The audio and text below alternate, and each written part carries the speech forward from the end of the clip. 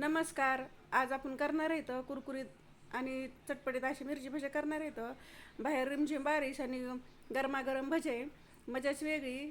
आणि ह्या पद्धतीने केले तर चवीला भन्नाट असे होते आणि कुरकुरीत होते. तर दिवसभर ठेवत अजिबात तेलकट होत नाही. आणि ह्या माझ्या पद्धतीने एकदा तुम्ही नक्की ट्राय करा. रेसिपीला सुरुवात करू. एक मोठं भांडं घेतलेलं आहे, त्यात 2 वाट्या बेसन पीठ टाकून घ्यायचं आणि 2 चमचे तांदळा पीठ टाकायचं. चवीप्रमाणे मीठ टाकायचं आणि थोडंसं सोडा टाकायचा. एक छोटा चमचा ओवा हातावर चुळून घेऊन टाकलेला आहे आणि छोटा अर्धा चमचा हळद टाकायची आणि थोडंसं लाल तिखट टाकायचं. लाल तिखट जास्त वापरायचं नाही. आणि तांदळा पीठ टाकल्यामुळे कुरकुरीत अशी भजी होते. तर कोरडे मसाले पहिले सगळे मिक्स करून घेतले की थोडंसं पाणी टाकायचं आणि थोडं पाणी टाकून सगळं चांगलं मिक्स करायचं. अजून थोडं पाणी टाकून मिक्स करून घेणार ते पीठ. थोडं थोडं पाणी टाकून मिक्स करून घ्यायचं. जास्त वापरायचं नाही. एकदम जेव्हा जास्त टाकलं तर पातळ असं होतं आहे. बघा ह्या पद्धतीने असं करायचं. जास्त पातळही नाही करायचं, जास्त घटही नाही करायचं. एक मोठा चमचा आमचूर पावडर घेतलेली मिरचीमध्ये भरण्यासाठी आणि थोडंसं मीठ टाकायचं. जास्त मीठ वापरायचं नाही, नाहीतर खारट अशी भजी लागतं. तर ही मिरच्या घेतलेल्या 10 ते 12 मिरच्या आहेत. ही पोपटी कलरच्या मिरच्या. तर पोपटी कलरच्या जर मिरच्या असल्या तर काही काही मिरच्या नाही का तिखट राहतात. तर भरपूर अशा तिखट आहेत ह्या मिरच्या आणि बी पण लई मोठ्या ह्याच्यामध्ये. ह्या मिरच्याला स्वच्छ धुवून पुसून घ्यायचं आणि अशी मधनं चिर पाडून घ्यायची. बघा अशी चिरायचं. तर किती बी दिसायला लागले आतमध्ये. आणि कारण हे पोपटी जरी कलरची मिरची असते तरी भरपूर अशी तिखट आहे मिरची. काय काय मिरच्या तिखट राहतात आणि काय काय कमी तिखटाच्या राहतात. पोपटी कलर जरी असत तिखट मिरची राहते काय काय. हे सगळं आतलं बी काढून घेणार आहे. तसं चाकूने बी काढायचं, नखाने काढायचं नाही तर नखाची खूप अशी आग होती. हे सगळं मिरचीतलं बी पूर्ण काढून घेतलेलं आहे, कारण आपल्याला आमचूर पावडर मीठ भरायचं आहे. हे सगळ्या मिरच्यातलं बी काढून घेतलेलं आहे. त्यामध्ये चमच्याने थोडं थोडं आमचूर पावडर मीठ असं भरून घ्यायचं. सगळीकडे एकसारखं असं भरून घेणार आहे इथं. बघा या पद्धतीने. आणि असं आमचूर पावडर आतमध्ये भरली की चटपटीत असं मिरची लागते. तुम्हाला आमचूर पावडर जर नसेल आवडत तर फक्त थोडंसं मीठ लावून घ्यायचं आतमधनं. म्हणजे मिरची खाताना अशी बेचव लावत नाही आहे. सगळ्या मिरच्या आता भरून घेऊ आपण अशाच. बघा सगळ्यामध्ये आमचूर पावडर भरून घेतलेली पाहू शकता तुम्ही. आता हे बेसन बी इकडं तयार करून ठेवलं होतं आपण पहिलंच.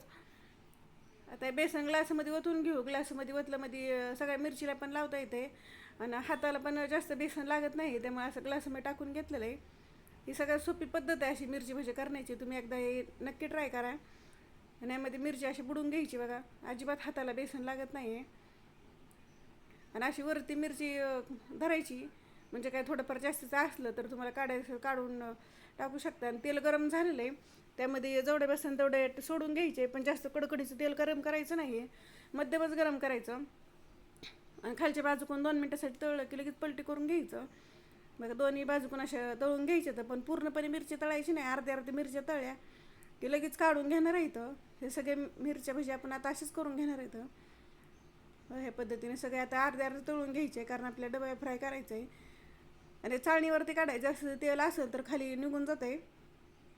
आता हे हलके थंड झालेले आहेत. आता ह्याला कट करून घेऊ. 2-3 तुकडे जेवढे फ्राय तेवढे आपल्या आवडीप्रमाणे लहान मोठे करायचे. बघा असे असे चाकून तुकडे करून घेतलेले सगळ्या मिरच्या आता आपण अशाच कट करून घेणार आहे. इथं सगळे कट करून झाले आहेत. आपण आता तळण्यासाठी घेऊ, कारण गॅस बंद करून ठेवला होता आपण. आता गॅस चालू करून घ्यायचा. तेल गरम झाले की त्यात भजी सोडून घेणार आहेत. मिडियम ते हाई गॅस करायचा आणि त्यावरती कुरकुरीत असे भजे तळून घ्यायचे. भजे टाकलं की खालवर करायची काही गरज नाही, फक्त असं झाऱ्याने गोल गोल फिरवायचं. गोल गोल फिरलं की मग सगळे सारखे एकसारखे तळले जातात आणि सगळीकडून एकसारखा असा गोल्डन कलर येत आहे.